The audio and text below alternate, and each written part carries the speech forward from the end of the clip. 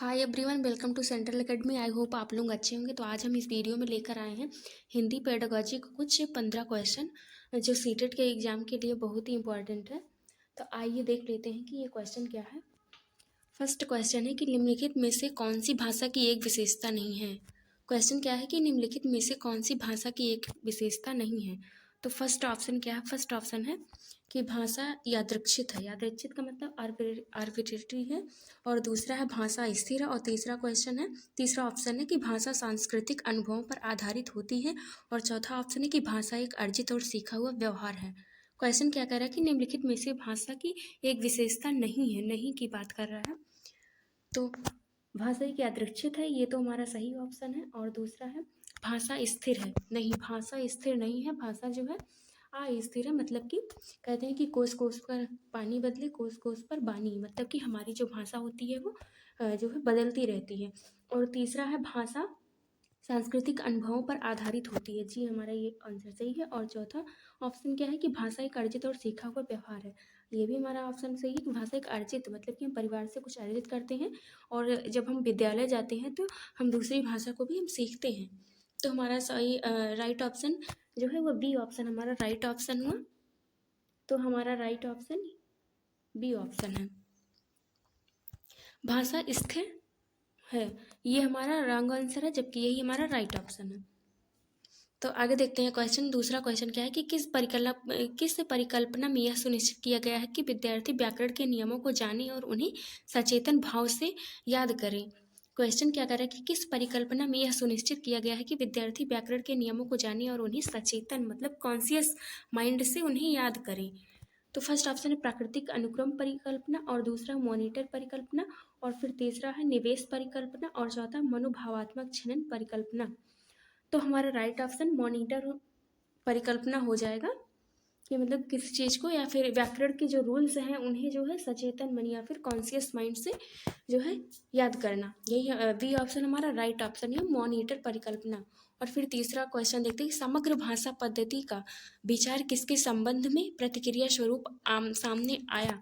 समग्र भाषा मतलब कि होल लैंग्वेज की बात कर रहे हैं, होल लैंग्वेज पद्धति की बात कर रहे हैं कि तो फर्स्ट ऑप्शन है टॉप डाउन पठन सिद्धांत, और दूसरा है बॉटम अप पठन सिद्धांत, और फिर तीसरा मूर्त से अमूर्त भाषा शिक्षण, और फिर चौथा है ज्ञात से अज्ञात भाषा शिक्षण।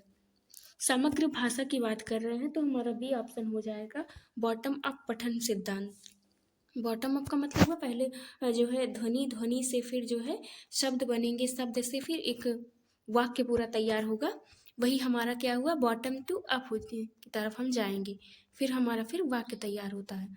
तो हम वही बॉटम टू अप जाएंगे। तो हमारा जो है बी ऑप्शन राइट ऑप्शन हुआ। फिर फोर्थ को देखते हैं। फोर्थ क्वेश्चन क्या है कि कक्षा फिफ्थ कक्षा सेवंथ की शिक्षिका शिक्षार्थियों को भाषा के कुछ वाक्यांश देती है, जैसे कि मैं ठीक हूँ और मेरे अनुसार क्या मामला है इत्यादि। आपके अनुसार वह कक्षा में कौन सा उपागम अपनाती है। उसे कुछ जो है वाक्यांश दिए जाते हैं जो कि बीच बीच में खाली रहते हैं और उन्हें भरना होता है। तो ये कौन सा उपागम होगा या फिर अप्रोच होगा। तो फर्स्ट ऑप्शन है संप्रेषणात्मक उपागम। नहीं, वो संप्रेषण की बात नहीं करना, कम्युनिकेशन की बात नहीं हो रही है इसमें। और दूसरा संदर्भ व्याकरण। नहीं, न तो कोई इसमें पाठ पढ़ाया जा रहा है कि उसके कॉन्टेक्स्ट में हम जो है ग्रामर सिखा रहे हैं, ये भी नहीं होगा। और फिर तीसरा है संरचनात्मक उपागम, ये भी नहीं होगा। और फिर चौथा है कोश विषयक उपागम। मतलब कि इसमें क्या होगा, कोश विषयक उपागम। यही हमारा राइट ऑप्शन हुआ कि इसमें जो है वोकैबुलरी बिल्ड होगी बच्चे की इसके द्वारा। मतलब कि जब हम बच्चों को इसमें जो है वाक्यांश को भरने के लिए देते हैं तो इससे जो है वोकैबुलरी बच्चों की बिल्ड होती है। तो हमारा डी ऑप्शन जो है यही राइट ऑप्शन हुआ, कोश विषयक उपागम। फिर फिफ्थ क्वेश्चन देखते हैं कि वह प्रश्न जो शिक्षार्थियों को पठन सामग्री को पढ़ने जैसे दिए गए निवेश से आगे जाने में समर्थ बनाते हैं, उसे क्या कहते हैं। क्वेश्चन क्या कह रहा है कि वह प्रश्न जो शिक्षार्थियों को पठन सामग्री को पढ़ने जैसे दिए गए निवेश से आगे जाने में समर्थ बनाते हैं, उसे क्या कहते हैं। फर्स्ट ऑप्शन निष्कर्ष निकालने से संबंधित प्रश्न, और दूसरा संकलनात्मक प्रश्न, और तीसरा है दूसरे के स्थान पर स्वयं को रखने से जुड़े प्रश्न, और फिर डी है रचनात्मक लेखन। तो हमारा राइट ऑप्शन सी हो जाएगा कि दूसरे के स्थान पर स्वयं को रखने से जुड़े प्रश्न। एक वह प्रश्न क्वेश्चन है कि वह प्रश्न जो शिक्षार्थियों को पठन सामग्री को पढ़ने जैसे दिए गए निवेश से आगे जाने में समर्थ बनाते हैं। तो हमारा सी ऑप्शन राइट ऑप्शन हो जाएगा कि दूसरे के स्थान पर स्वयं को रखने से जुड़े प्रश्न, मतलब कि कोई किसी स्थान पर किसी कहानी या कविता में खुद को उसकी जगह पे रखकर सोचने के लिए बच्चों को दिया जाता है।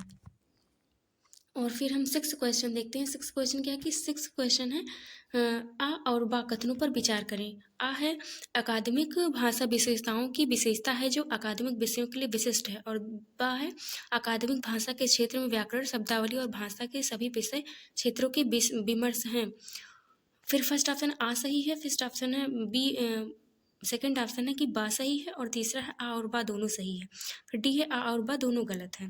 तो इसमें हम देखते हैं हमारा आ और बा दोनों सही है कि अकादमिक भाषा विशेषताओं की विशेषता है जो अकादमिक विषयों के लिए विशिष्ट है, और दूसरा हमारा जो है भाषा के क्षेत्र में व्याकरण, शब्दावली, भाषा के सभी विषयों क्षेत्र के विमर्श है। तो ये हमारा दोनों आ और बा दोनों सही है, तो हमारा सी ऑप्शन राइट ऑप्शन होगा।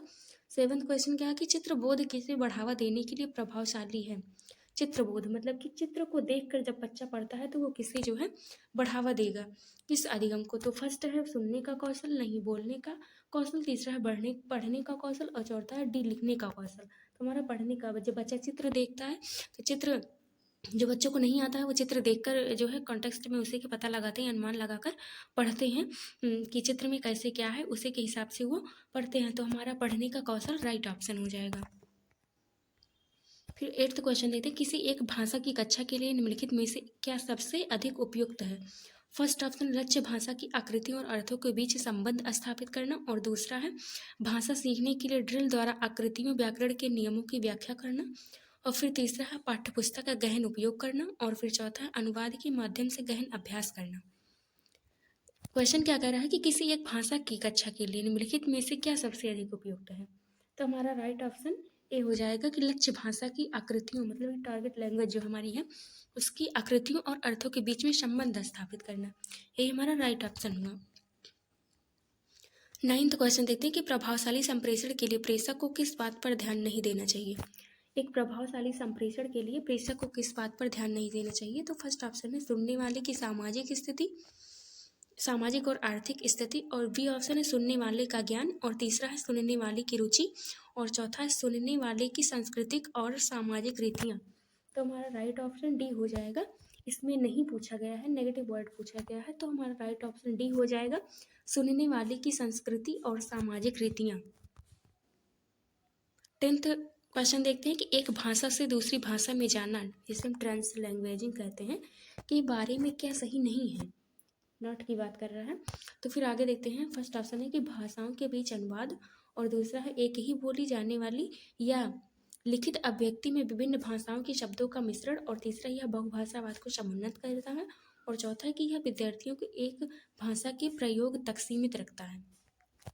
तो ये हमारा रॉन्ग आंसर हुआ, जो कि राइट ऑप्शन पूछा गया है, नॉट पूछा गया है। तो ये हमारा राइट ऑप्शन हो जाएगा कि यह विद्यार्थियों को एक भाषा के प्रयोग तक सीमित नहीं रखता है, जबकि जो है ट्रांसलैंग्वेजिंग का मतलब ही यही होता है कि जो है एक भाषा से दूसरी भाषा में जाना। ये ऊपर यही बात कह रहा है और नीचे यही पूछा गया है, जबकि ये सीमित करने की बात कर रहा है। तो यही हमारा और राइट ऑप्शन हो जाएगा, जबकि सीमित नहीं होगा। तो हमारा डी ऑप्शन सही ऑप्शन हुआ। 11th क्वेश्चन देखते हैं कि छठी कक्षा के कुछ विद्यार्थी सीखने की अक्षमता से पीड़ित हैं। कुछ बच्चे हैं जो सीखने की अक्षमता से पीड़ित हैं, मतलब सीख नहीं पा रहे हैं वो। उस कक्षा के शिक्षक होने के नाते आप कक्षा को कैसे समावेशी बनाएंगे। फर्स्ट ऑप्शन है उनका एक विशेष समूह बनाकर, और दूसरा है विषय वस्तु को सामग्री की सहायता से प्रस्तुत करके, और तीसरा है उन्हें कक्षा के अन्य सभी विद्यार्थियों के साथ मिलाकर, और फिर डी है उन्हें कक्षा की जिम्मेदारियों से शामिल करके। तो हमारा इसमें बी, सी और डी सब सही है। तो इसमें राइट ऑप्शन कौन सा हो जाएगा।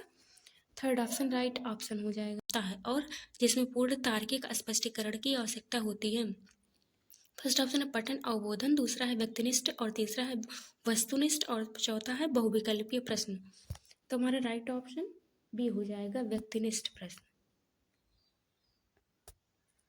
क्या हो जाएगा, व्यक्तिनिष्ठ प्रश्न। तो बी ऑप्शन हमारा राइट ऑप्शन होगा। फिर 14 क्वेश्चन क्या है कि कक्षा सेवंथ की शिक्षिका अपनी कक्षा को 5-5 के समूह में बांटकर उनकी रुचि के अनुसार विषय वस्तु का विस्तार करने वाली अलग-अलग थीम देती है। समूहों को उससे संबंधित विचारों तथा सूचना को एकत्र करने, लोगों को साक्षात्कार लेने और तथा उसे समझकर रिपोर्ट लिखने के लिए कहा गया है। विद्यार्थियों को संलग्न करने वाली किस गतिविधि को क्या कहेंगे? तो फर्स्ट है परियोजना कार्य, दूसरा प्रदत्त कार्य, तीसरा समूह कार्य और चौथा पोर्टफोलियो कार्य। तो मेरा राइट ऑप्शन फर्स्ट हो जाएगा परियोजना कार्य। 15 क्वेश्चन देखते हैं कि भारत